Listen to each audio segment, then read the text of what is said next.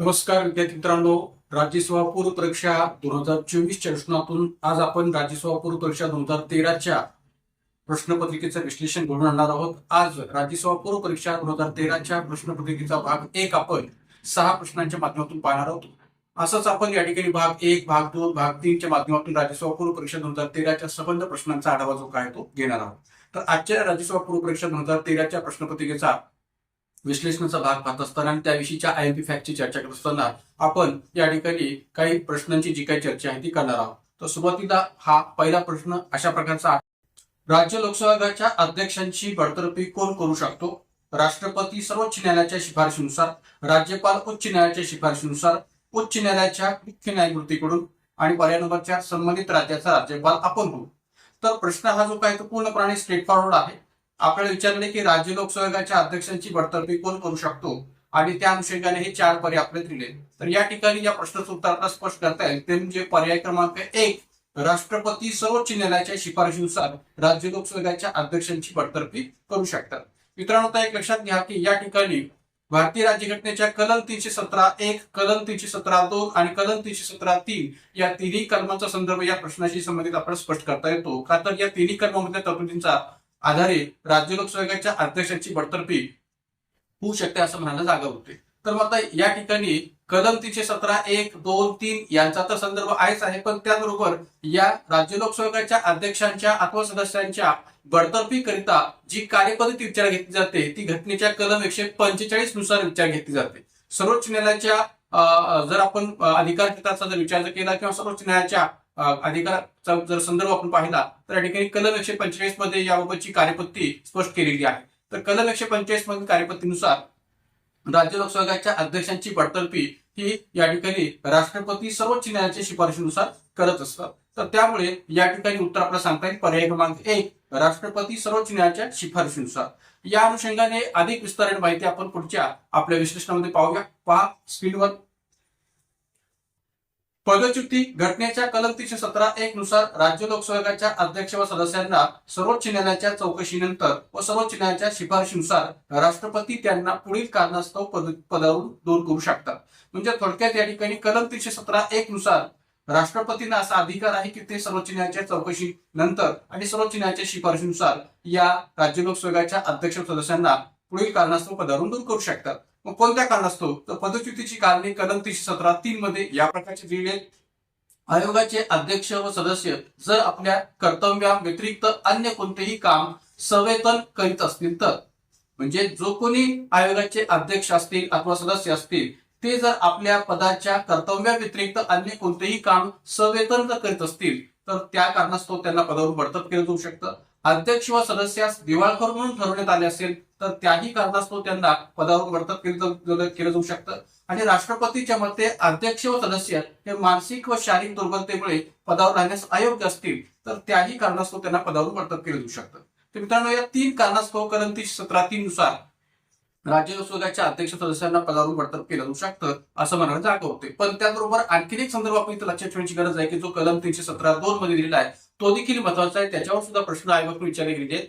तर तो कोणता? तर अध्यक्ष व सदस्यांना सर्वोच्च न्यायालयाच्या चौकशी व शिफारशीनुसार राष्ट्रपती आदेश देईपर्यंत राज्यपाल निलंबित करू शकतात. म्हणजे या ठिकाणी राज्य लोकसेवा अध्यक्ष व सदस्यांना सर्वोच्च न्यायालयाच्या चौकशी व शिफारशीनुसार राष्ट्रपती आदेश देईपर्यंत, म्हणजे राष्ट्रपतींचा आदेश अंतिम आदेश येईपर्यंत राज्यपाल त्यांना निलंबित करू शकतात. म्हणजे राज्यपालांना अध्यक्ष व सदस्यांना निलंबित करण्याचा अधिकार आहे, मात्र या ठिकाणी पूर्णतः बडतर्फ करण्याचा अधिकार जो काय तो राष्ट्रपतींना प्रदान केला गेलेला आहे घटनेतील कलम 317(1) तरतुदीचा विचार करता.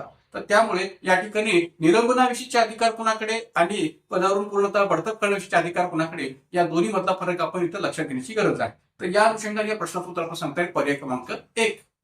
पहा प्रश्न क्रमांक 2 स्क्रीनवर. भारतीय राज्यघटनेत खालीलपैकी कोणते मूलभूत कर्तव्य समाविष्ट नाही?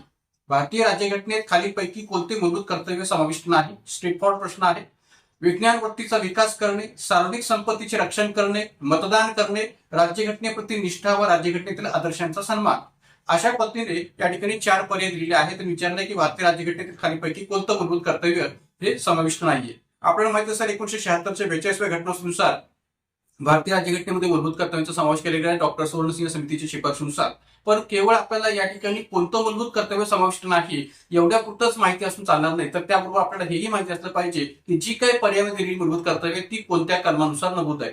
तर या ठिकाणी विज्ञान वृत्तीचा विकास करणे कलम 51A(H) नुसार या ठिकाणी या कलम 51A(H) नुसार विज्ञान वृत्तीचा विकास करणे या मूलभूत कर्तव्याचा संदर्भ घटनेमध्ये पाहायला मिळतो. सार्वजनिक संपत्तीचे रक्षण करणे कलम 51A(I) नुसार हा संदर्भ घटनेमध्ये पाहायला मिळतो. मात्र मतदान करणे हा संदर्भ भारतीय राज्यघटनेच्या मूलभूत कर्तव्यामध्ये कुठेही नमूद नाहीये, त्यामुळे मतदान करणे हे मूलभूत कर्तव्य समाविष्ट नाहीये. राहिला प्रश्न कलम 51A नुसार राज्यघटनेप्रती निष्ठा व राज्यघटनेतील आदर्शांचा सन्मान करणे ही तरतूद आपल्या घटनेमध्ये मूलभूत कर्तव्यामध्ये पाहायला मिळते. तर त्यामुळे या ठिकाणी पहिल्या पर्यायामध्ये कलम 51A(H), दुसऱ्या पर्यायामध्ये कलम 51A(I) आणि चौथ्या पर्यायामध्ये कलम 51A(A) नुसार असणारी ही संबंध मूलभूत कर्तव्य स्पष्ट करता येतात. पण मतदान करणे हे मूलभूत कर्तव्यामध्ये समाविष्ट नाहीये. या अर्थाने या प्रश्नाचं उत्तर आपण सांगता येईल पर्याय क्रमांक 3 मतदान करणे. तर याही अनुषंगाने पुढे जे काही विश्लेषण आहे ते थोडक्यात पहा स्क्रीनवर. कलम 51A(H) वैज्ञानिक दृष्टिकोन, मानवतावाद, शोधक बुद्धी व सुधारणा यांना प्रोत्साहन देणे. कलम 51A(I) सार्वजनिक संपत्तीचे रक्षण करणे व हिंसाचाराचा निग्रहपूर्वक त्याग करणे. मतदान करणे मूलभूत कर्तव्याचा समावेश नाहीये. आणि कलम 51A राज्यघटनेचे पालन करणे, संवैधानिक संस्था, राष्ट्रध्वज व राष्ट्रगीत यांचा आदर करणे. तर या अर्थाने या प्रश्नाचं उत्तर आहे पर्याय क्रमांक 3. तर मित्रांनो पहा प्रश्न क्रमांक 3 स्क्रीनवर. भारतीय निर्धर्मीपणाला एक मोझॅक फ्रेम का म्हटले आहे? ए पर्याय कारण त्यामध्ये अनेक धर्म व भाषा मानाने स्वातंत्र्याने राहतात. बी पर्याय कारण त्यामध्ये सर्व गट आपली ओळख नष्ट न करता एक संमिश्र संस्कृतीचा घटक होतात. सी पर्याय सामान्य माणसाला ते एकत्र आणते. आणि डी पर्याय कारण भारतामध्ये कोणत्याही धर्माला राज्य धर्माचे किंवा स्टेट रिलीजनचे स्थान नाहीये. पर्याय उत्तर आहेत पर्याय क्रमांक 1 ए, पर्याय क्रमांक 2 बी, पर्याय क्रमांक 3 वरील सर्व आणि पर्याय क्रमांक 4 ए आणि सी. मित्रांनो प्रथमदर्शनी आपण हे समजून घेतलं पाहिजे की भारतीय निधर्मीपणाला म्हणजेच भारतीय धर्मनिरपेक्षतेला एक मोझॅक फ्रेम का म्हटले आहे. निधर्मीपणाचा अर्थ इथं आपण धर्मनिरपेक्षतेच्या दृष्टीतून घेणं गरजेचं आहे. आणि मोझॅक फ्रेम याचाही आपला अर्थ माहिती असणं गरजेचं आहे की मोझॅक फ्रेम म्हणजे अशी फ्रेम की ज्या फ्रेम मध्ये अनेक रंग एकत्र आलेले असतात, की ज्या रंगांची विविधता त्या फ्रेम मध्ये आपल्याला पाहायला मिळते. तर भारतामध्ये सुद्धा अनेक धर्म, जाती, प्रादेशिकता, भाषा यांच्या पातळीवरची जी काही विविधता आहे ती पाहायला मिळते की जी विभिन्न रंगांप्रमाणेच दिसून येते. तर त्यामुळे भारतीय निधर्मीपणाला एक मोझॅक फ्रेम का म्हटले आहे याला अनुसरून कोणती विधाने या प्रश्नात लागू पडतात हे आपल्याला शोधणं अपेक्षित आहे. तर आता मोझॅक फ्रेम म्हणजे काय हे आपल्याला समजलेलं आहे. निधर्मीपणाला आपण धर्मनिरपेक्ष तत्व असं म्हणतोय. तर त्या अर्थाने या ठिकाणी पहिलं विधान लागू पडतं का, तर धर्म आणि भाषा माननीय स्वातंत्र्याने एकत्र राहतात भारतामध्ये हे विधान लागू पडतं का, तर भारतामध्ये धार्मिक पातळीवर, जातीय पातळीवर, प्रादेशिक पातळीवर, भाषिक पातळीवर जी काही विविधता आहे त्या विविधतेच्या पातळीवर सर्व धर्म आणि सर्व भाषा हे माननीय स्वातंत्र्याने राहतात हे विधान या मोझॅक फ्रेमला लागू पडतं. दुसरं विधान की सर्व गट आपली ओळख नष्ट न करता एक संमिश्र संस्कृतीचा घटक होतात. तर निश्चितपणे भारतामधले जे काही सर्व धर्मीय लोक आहेत, सर्व जातीय लोक आहेत, ती आपली ओळख कायम ठेवून, आपली हिंदू म्हणून असणारी ओळख कायम ठेवून, आपली मुस्लिम म्हणून असणारी ओळख कायम ठेवून, आपली शीख म्हणून असणारी ओळख कायम ठेवून, ख्रिश्चन म्हणून असणारी ओळख कायम ठेवून किंवा इतर कोणत्याही धर्माच्या पातळीवरची आपली स्वतःची ओळख नष्ट न करता किंवा ती ओळख कायम ठेवून या भारतीय संस्कृतीचा एक घटक होतात, भारतीय संस्कृतीचा एक भाग होतात. त्यामुळे या ठिकाणी प्रत्येक धर्मियांना आपली ओळख कायम ठेवण्याचा आणि ओळख नष्ट न करता संमिश्र संस्कृतीचा भाग होण्याचा अधिकार प्रदान केलेला आहे. का तर भारतीय राज्यघटनेमध्ये धर्मनिरपेक्षतेचा तो स्वीकारलेला आहे म्हणून दुसरंही विधान लागू पडतं. तिसरं विधान सामान्य माणसाला ही मोझॅक फ्रेम एकत्र आणते का, तर निश्चितपणे जेव्हा जेव्हा भारतावर कोणत्याही प्रकारचं नैसर्गिक संकट येईल किंवा इतर कोणतेही संकट या ठिकाणी येईल तेव्हा संबंध धर्मीय आपापल्यामधले मतभेद जे आहेत ते बाजूला सारून एकत्र येण्याचा प्रयत्न करतात, एकत्र येतात आणि त्या संकटाला सामोरं जातात. तर त्यामुळे सामान्य माणसाला ही मोझॅक फ्रेम एकत्र आणते हेही विधान लागू पडतं. आणि भारतामध्ये कोणत्याही धर्माला राज्य धर्माचं स्थान नाहीये, स्टेट रिलीजनचं स्थान नाहीये हेही विधान या मोझॅक फ्रेमला लागू पडतं. का तर भारत हा धर्मनिरपेक्ष देश आहे आणि धर्मनिरपेक्ष देश असल्यामुळे भारतामध्ये कोणत्याही धर्माला एक प्रकारे स्टेट रिलीजन किंवा राज्य धर्माचं स्थान दिले गेलेलं नाहीये. सर्व धर्म समान समजले गेलेले आहेत. या अर्थाने ती विधान पण या ठिकाणी लागू पडतं. तर त्यामुळे या प्रश्नाचं उत्तर एकदा आपण सांगता येईल पर्याय क्रमांक 3 वरील सर्व. या अनुषंगाने काही विश्लेषण आपण पुढे पाहूया. माझा पहा विश्लेषण या प्रकारचं आपल्याला सांगता येईल. भारत धर्मनिरपेक्ष राज्य आहे काय, तर निश्चितपणे भारत हे धर्मनिरपेक्ष राज्य आहे. बाजूला जी मी या ठिकाणी एक फ्रेम दिलेली आहे की ज्या फ्रेम मध्ये विभिन्न कलर तुम्हाला दिसून येतील की ज्या कलर्सच्या माध्यमातून ज्या रंगांच्या माध्यमातून मोझॅक फ्रेम नेमकी कशी असते हे तुम्हाला लक्षात येऊ शकेल. तर त्या मोझॅक फ्रेमचा विचार करता या ठिकाणी भारत धर्मनिरपेक्ष राज्य आहे काय हे जर विचार घ्यायचा झालं तर ही संबंध विधान आपण लक्षात ठेवण्याची गरज आहे की भारत धर्मनिरपेक्ष राज्य असून भारताने कोणत्याही धर्माला राजाश्रय दिलेला नाहीये किंवा कोणत्याही धर्माला स्टेट रिलिजनचं स्थान दिलेलं नाहीये. भारतात अनेक धर्म एकत्र नांदत आहेत. सर्व धर्मांना भारत समान समजतो किंवा समान मानतो. सर्व धर्मियांना येथे विचार, आचार, प्रचार यांचे स्वातंत्र्य आहे. मूलभूत हक्कामधले कलम 25 ते 28 मधल्या ज्या काही धार्मिक स्वातंत्र्याच्या तरतुदी आहेत त्याचा विचार करता सर्व धर्मियांना इथे विचार, आचार, प्रचार यांचे स्वातंत्र्य आहे मनाला जागा होते. आणि भारतात धर्म व राजकारण यांची राज्यघटनेने फारकत केलेली आहे हेही आपण इथं स्पष्ट करू शकतो, ज्यामुळे आपण भारत धर्मनिरपेक्ष राज्य आहे असं मनाला जागा होते. तर त्यामुळे ही जी काही संबंध कारण दिली आहेत भारत धर्मनिरपेक्ष राज्य आहे याबाबतची त्या अर्थाने भारतीय निधर्मीपणाला किंवा भारतीय धर्मनिरपेक्षतेला एक मोझॅक फ्रेम म्हणता येऊ शकतं हे इथं आपल्याला सांगता येईल. तर या अनुषंगाने या प्रश्नोत्तर आहे पर्याय क्रमांक 3. मित्रांनो पहा प्रश्न क्रमांक 4 स्क्रीनवर. महाराष्ट्र राज्यातील जिल्हा परिषद निवडणुकांबाबत कोणते विधान चुकीचे आहे? प्रश्न काय पहा, महाराष्ट्र राज्यातील जिल्हा परिषद निवडणुकांबाबत कोणते विधान चुकीचे आहे? पर्याय क्रमांक 1, जिल्हा परिषद अध्यक्षांच्या एकूण जागांपैकी 50% जागा महिलांकरता राखीव आहेत. पर्याय क्रमांक 2, जिल्हा परिषद अध्यक्ष व विशेष समितीच्या सभापतींच्या निवडणुका जिल्हाधिकारी राज्य शासनाच्या निर्देशनानुसार घेतात. पर्याय क्रमांक 3, जिल्हा परिषदेतील पाणी पुरवठा व स्वच्छता या समितीचे जिल्हा परिषदेचे अध्यक्ष हेच पदसिद्ध अध्यक्ष असतात. आणि पर्याय क्रमांक 4, जिल्हा परिषदेच्या अध्यक्षांचा कालावधी 5 वर्षांसाठी असतो.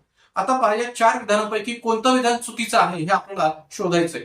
तर या ठिकाणी ऑब्व्हियसली आपल्याला संबंध विधानांचा व्यवस्थित पद्धतीने विचार करणं गरजेचं आहे आणि त्या आधारावर कोणतं विधान चुकीचं आहे हे शोधणं गरजेचं आहे.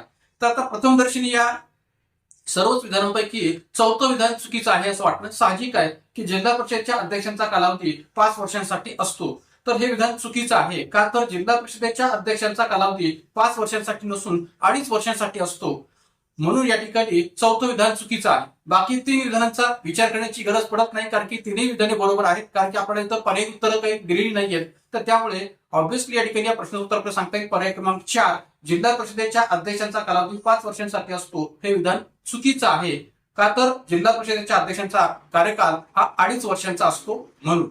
मग आता पहा या ठिकाणी जर आपण पाहिलं तर बाकीच्या विधानांचं थोडक्यात आपण विश्लेषण केलं तर या पद्धतीने सांगता येईल की आपल्याकडे महाराष्ट्रामध्ये 24 मार्च 2011च्या शासन निर्णयानुसार स्थानिक स्वराज्य संस्थांच्या पातळीवर संबंधित स्थानिक स्वराज्य संस्थांमध्ये महिलांना 50% आरक्षण बहाल केले गेलेलं आहे.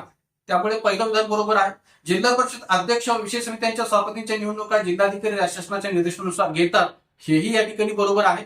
आणि तिसरं विधान की जिल्हा परिषदेतील पाणी पुरवठा व स्वच्छता या समितीचे जिल्हा परिषदेचे अध्यक्ष हेच पदसिद्ध अध्यक्ष असतात हेही विधान या ठिकाणी बरोबर आहे. का, तर पाणी पुरवठा स्वच्छता हे मूलभूत विषय आहेत आणि त्यामुळे या ठिकाणी या समितीचे जिल्हा परिषद अध्यक्ष हेच पदसिद्ध अध्यक्ष असतात हे म्हणणं पूर्णतः बरोबर आहे. त्यामुळे पहिले पर्याय जे 3 आहेत ते पूर्णतः बरोबर आहेत.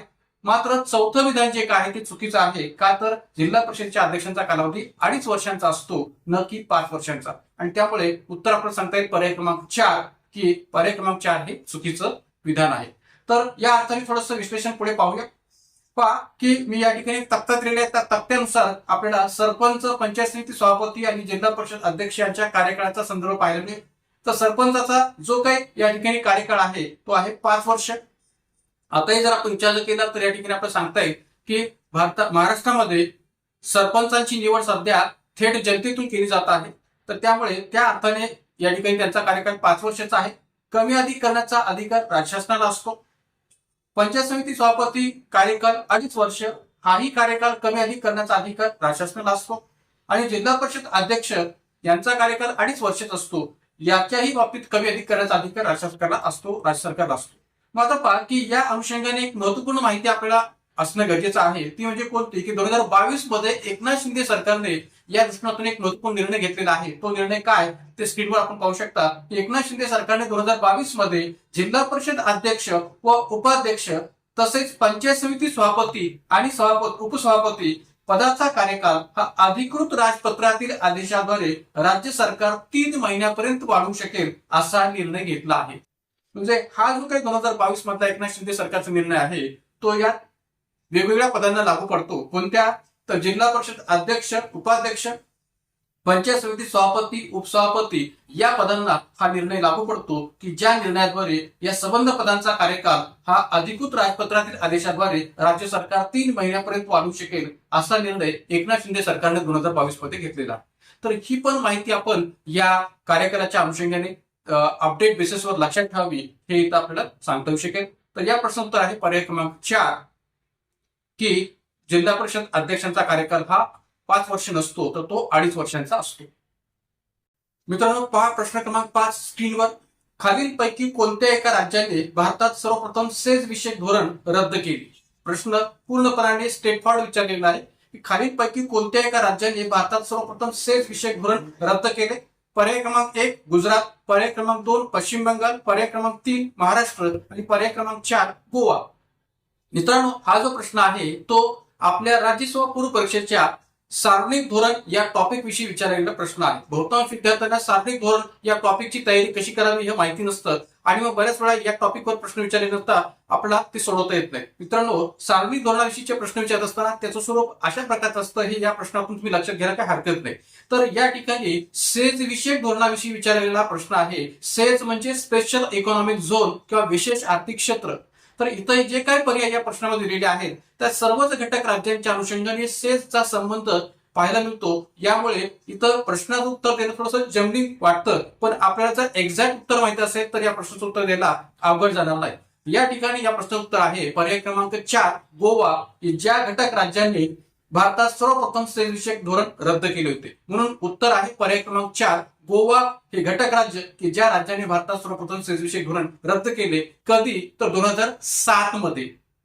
2007 मधील गोवा सरकारने दिगंबर कामत सरकारने मुख्यमंत्री दिगंबर कामत यांच्या नेतृत्वाखालील गोवा सरकारने 2007 मध्ये सर्वप्रथम सेस विषयक धोरण भारतामध्ये रद्द केलेलं होतं. कशा पद्धतीने आणि त्याबाबतचा संदर्भ कसा आहे याचा विस्ताराने विचार आपण पुढे विश्लेषणामध्ये करूया. पहा स्क्रीनवर विश्लेषण.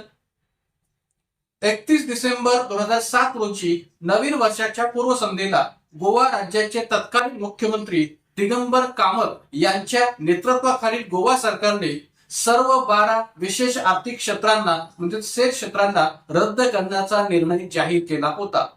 तसेच 3 सेस क्षेत्रांची अधिसूचना रद्द करण्याची शिफारस केंद्र सरकारकडे केली होती.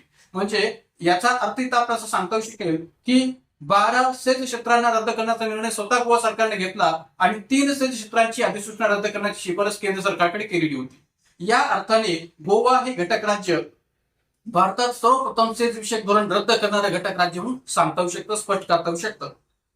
याच अर्थाने आणखीन एक माहिती लक्षात ठेवा ती खूप महत्वाची आहे, कारण की या अर्थाने सुद्धा प्रश्न आयोगाने कधी कधी विचारलेले आहेत की 2006 मध्ये पश्चिम बंगालमधील सिंगूर आंदोलन, हे सिंगूर आंदोलन पश्चिम बंगालमध्ये खूप मोठ्या प्रमाणात चर्चेला राहिलेलं होतं किंवा गाजलेलं होतं आणि आज ममता बॅनर्जी यांचं सरकार जे पश्चिम बंगालमध्ये अस्तित्वात आहे किंवा सत्तेवर आहे ते केवळ या सिंगूर आंदोलनामुळेच आहे असं म्हणायला काही हरकत नाही. कारण की 2006 मध्ये पश्चिम बंगालमध्ये सिंगूर आंदोलन हे जे शेतकऱ्यांचं आंदोलन होतं तर या ममता बॅनर्जी यांनी या सेज खाली स्थापन होणाऱ्या टाटा कंपनीच्या नॅनो प्रकल्पाला, नॅनो कार प्रकल्पाला केलेला विरोध हा सिंगूर आंदोलनाचा खूप मोठा भाग होता. आपल्याला माहित असेल की टाटा कंपनीची नॅनो नावाची जी कार आहे की जी 1 लाख रुपयांची कार मध्यमवर्गीयांची कार म्हणून ओळखली जाते. तर अशा या नॅनो कार प्रकल्पाला सिंगूर मधल्या सबंध शेतकऱ्यांनी विरोध केला होता सेज खाली स्थापन होणाऱ्या प्रकल्पाला. का तर सिंगूर मधली जमीन जी काय ती सुपीक जमीन होती आणि त्या सुपीक जमिनीवर अशा प्रकारचा उद्योग स्थापन केला जाऊ नये या असं म्हणणं सिंगूर मधल्या शेतकऱ्यांचं होतं. परिणामी ममता बॅनर्जी यांच्या नेतृत्वाखाली या सिंगूर आंदोलनाच्या माध्यमातून या सेज प्रकल्पाला किंवा नॅनो प्रकल्पाला विरोध झाला होता. नंतर हा प्रकल्प 2008 मध्ये हा जो काही सिंगूर येथील नॅनो प्रकल्प आहे तो गुजरात मधील सानंद येथे गेला. म्हणजे नरेंद्र मोदी सरकारने गुजरात मधील सानंद या ठिकाणी हा प्रकल्प जो काय तो स्थापन केला आणि नॅनो प्रकल्पाच्या खाली जी काही कार आहे ते कार उत्पादन या ठिकाणी होऊ लागलेलं होतं. बिहार, झारखंड, गोवा, दिल्ली आणि पूर्वोत्तर राज्यात एकही सेज प्रकल्प नाही. बिहार, झारखंड, गोवा, दिल्ली आणि पूर्वोत्तर राज्यात एकही सेस प्रकल्प नाहीये हे पण इथं आपण लक्षात ठेवण्याची गरज आहे. तर या संबंध अर्थाने या प्रश्न उत्तर आहे पर्याय क्रमांक 4 गोवा.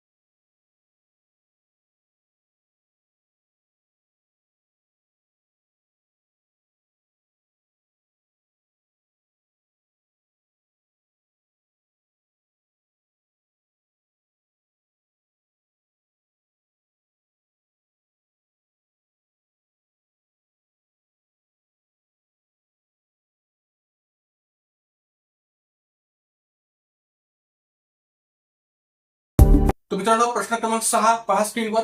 उच्च न्यायालयाच्या खालीलपैकी कोणत्या मुख्य अधिकार कक्षा किंवा मेन ज्युरिडिक्शन आहेत? ए. मूळ अधिकारिता, बी. अपिली अधिकारिता, सी. पर्यवेक्षकीय अधिकारिता आणि डी. सल्लागारी अधिकारिता. पर्याय उत्तर आहेत पर्याय क्रमांक 1 ACD, पर्याय क्रमांक 2 BCD, पर्याय क्रमांक 3 ABC आणि पर्याय क्रमांक 4 AB आणि डी. मित्रांनो, या ठिकाणी प्रश्न विचारलेला आहे की उच्च न्यायालयाच्या खालीलपैकी कोणत्या मुख्य अधिकार कक्षा किंवा मेन ज्युरिडिक्शन आहेत? तर इथं या ठिकाणी पर्याय क्रमांक 3 हे याचं उत्तर आपल्याला सांगता येईल A, B आणि C, की ज्या उच्च न्यायालयाच्या मुख्य अधिकार कक्षा आहेत. मग त्यामध्ये मूळ अधिकारिता, अपिली अधिकारिता आणि पर्यवेक्षकीय अधिकारिता यांचा समावेश करता येऊ शकेल.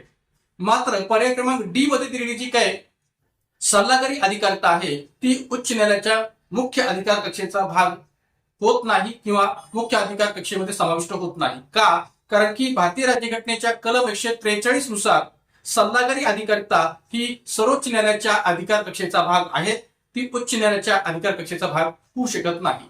तर या अनुषंगाने या प्रश्न उत्तर आहे पर्याय क्रमांक 3 ABC. याचं अधिक विश्लेषण आपण स्क्रीनवर पाहू शकता. पहा पुढे स्क्रीनवर. मूळ अधिकारिता, अपिली अधिकारिता, पर्यवेक्षकीय अधिकारिता या सर्व अधिकारिता उच्च न्यायालयाच्या मुख्य अधिकार कक्षा किंवा मेन ज्युरिडिक्शन आहेत.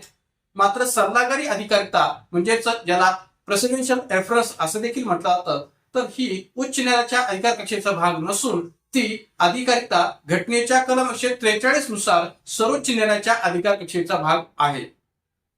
लोकांचे हित ज्या प्रश्नामध्ये गुंतलेले असते अशा प्रश्नांची कायदेशीर बाजू समजून घेण्यासाठी राष्ट्रपती सर्वोच्च न्यायालयाच्या न्यायाधीशांकडे कायदेशीर सल्ला मागू शकतात कलम 143 खाली असणाऱ्या या सल्लागारी अधिकार क्षेत्राच्या माध्यमातून. तर त्यामुळे सल्लागारी अधिकार कक्षा ही सर्वोच्च न्यायालयाची अधिकार कक्षा आहे, न की उच्च न्यायालयाची. आणि म्हणून उच्च न्यायालयाच्या मुख्य अधिकार कक्षेमध्ये मूळ अधिकारिता, अपिली अधिकारिता आणि पर्यवेक्षीय अधिकारिता यांचा समावेश होतो. जी काही सल्लागारी अधिकार कक्षा आहे ती सर्वोच्च न्यायालयाच्या अधिकार कक्षेचा भाग म्हणून स्पष्ट करता येते. तर या अनुषंगाने या प्रश्नाचं उत्तर आहे पर्याय क्रमांक 3. तर मित्रांनो, आज आपण राज्यसभा पूर्व परीक्षा 2013च्या भाग 1 च्या माध्यमातून या 6 प्रकारच्या प्रश्नांचा जे काही संदर्भ आहे किंवा त्या अनुषंगाने असणारे जे काही विश्लेषण किंवा आयपी फॅक्ट्स आहे त्याच्यावर प्रकाश टाकलेला आहे. अशाच प्रकारे आपण भाग 2 आणि भाग 3 च्या माध्यमातून राज्यसभा पूर्व परीक्षा 2013च्या इतरही प्रश्नांचा आढावा जो आहे तो आगामी कालखंडामध्ये घेणार आहोत. आणि आपली ही जी काही राज्यसभा पूर्व परीक्षेच्या अनुसरणारी PYQ सिरीज आहे किंवा पर इयर क्वेश्चनची जी काही सिरीज आहे ती पुढेही अशी कंटिन्यूस असणार आहे, सुरू असणार आहे. तर या आपल्या युट्यूब चॅनलला या पद्धतीने या ठिकाणी अधिकारी संख्येने सबस्क्राईब करा, लाईक करा, शेअर करा. धन्यवाद.